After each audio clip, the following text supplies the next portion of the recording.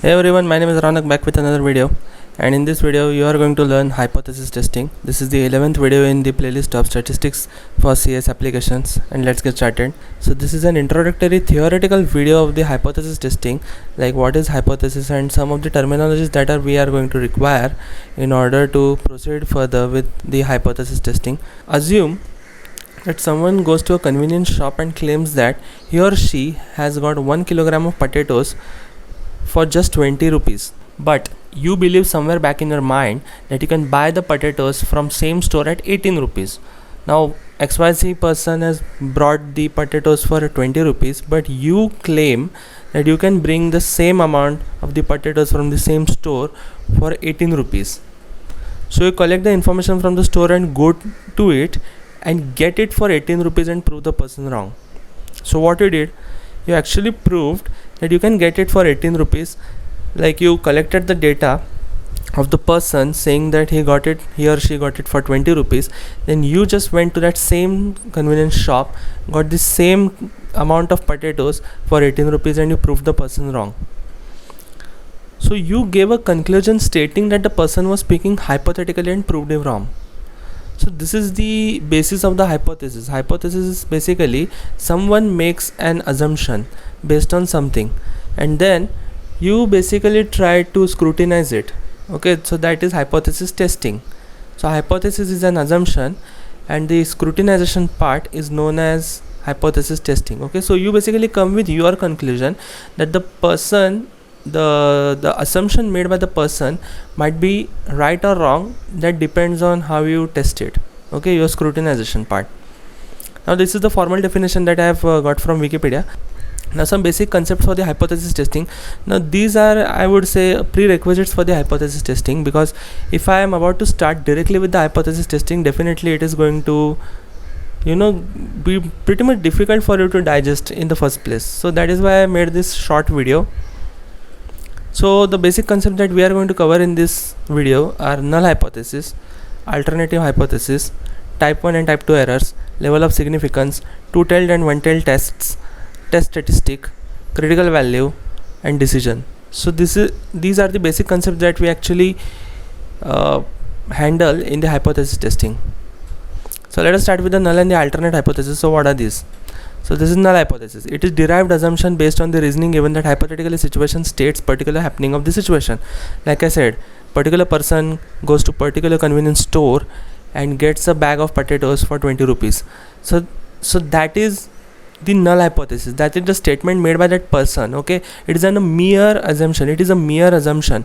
So on basis of that we perform the other things that we require. So that is null hypothesis. That is the data you get that is already available to you by someone's reasoning. Okay, that is null hypothesis. What is alternative hypothesis? Used for disapproval of the derived assumption of the null hypothesis. So basically you are using your assumption for the disapproval of the derived assumption. Like I said, if you can get it for the 18 rupees, definitely you are going to disapprove that the same bag of potatoes is available for 20, and then you are going to argue with the person. So instead of arguing, what you will do is you will just go and get it for 18, and then you can say yes, the thing that you have said is wrong. So you basically disapprove that person. So that is alternative hypothesis. So there are many factors depending on that one, which we will look into the further sessions, not at the moment. Now let us move on with the type 1 and type 2 errors. So type 1 error is rejecting the null hypothesis when it is true for real. It is also known as false positive. Okay, so all of these concepts I'll be covering in depth. Okay, now don't worry, just get a grasp over the terminologies of what the things are really in the hypothesis testing. Okay, so this is type 1 error. So rejecting the null hypothesis is what? So basically, let us assume, like I said, our classic example, that the person gets a bag of potatoes for 20 and you get it for 18.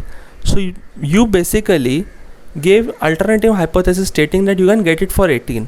You went over there, you got the bag of potatoes and you basically rejected the null hypothesis. Null hypothesis was a mere assumption made by the person who went to that store to get the bag of potatoes for 20. So his hypothesis was basically rejected, and then people are going to start believing you that you can get the bag of potatoes for 18 from that particular store. Okay, so that is the rejection of the null hypothesis. Now let us assume that rejecting the null hypothesis when it is true for real.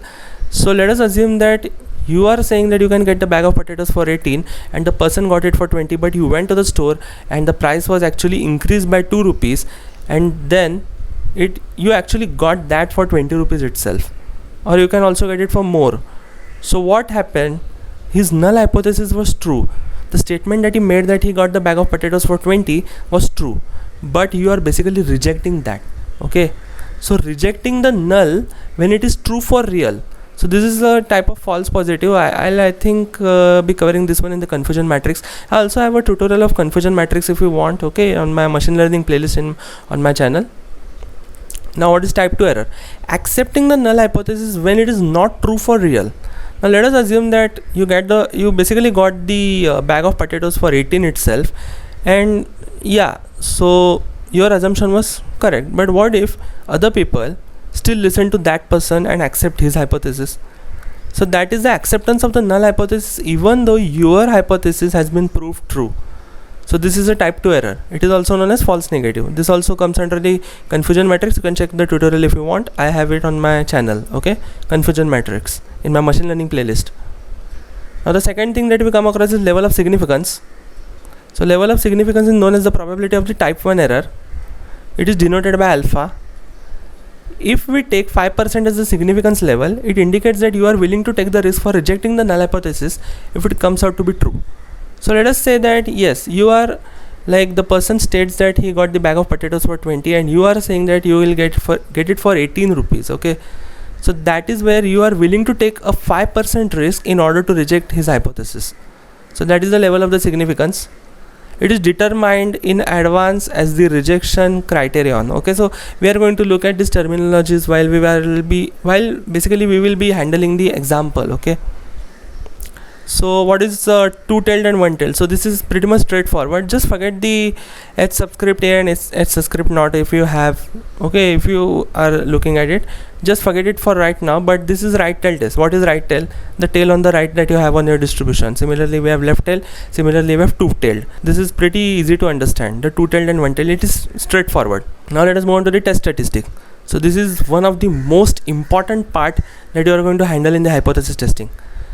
For known standard deviation, Z statistic is used. Now this Z statistic and T statistic I have covered in my confidence interval tutorials, okay. You can check the videos in the playlist if you have missed on those, and if you want to go on to those tutorials, what I would suggest is you just go down in the description box and you can find the link of the entire playlist and you will have all the statistic videos, okay, in that. So I think the 9th tutorial is the confidence interval using Z statistic and 10th tutorial is the confidence interval using T statistic, okay. For unknown standard deviation, T statistic is used, and I am going to cover both of these once again in detail, okay, so you don't have to worry a lot about it. Now next we move on to the critical value. So critical value is used for calculating distribution of the test statistic. It considers acceptance region and rejection regions. This also I have covered in depth, okay. So that is with the confidence interval construction. You will actually come to know this one in the margin of error, okay. So margin of error video I have mentioned about the critical value. Acceptance region is denoted by 1 minus alpha. Rejection region is denoted by alpha by 2 for two-tailed test. Rejection region is denoted by alpha for one-tailed test, okay. So each and every single thing I am going to cover, don't worry. And this is the last thing, this is the decision rule. So decision is basically the verdict that you get, that whether you have to accept the hypothesis or reject the hypothesis. Like I said, if the person gets the bag of potatoes for 20 and you get it for 18, definitely the null hypothesis is basically rejected. And if I get it for 20 or more, my hypothesis is rejected and null hypothesis, like my alternative hypothesis, is rejected and the null hypothesis stays stationary. Okay, it basically wins. And I think in the next tutorial I'll start with the actual construction of the hypothesis testing, the steps and how it works, along with an example, so that you will get a better insight over all those things, okay. And yeah, if you like my videos, please do share and subscribe to my channel, okay. So you will, and also you can also click on the bell icon, I would say, so that you will just get notified whenever I'm posting anything new. So yeah, so this is it. I should be winding up, okay. So thank you for watching. Goodbye.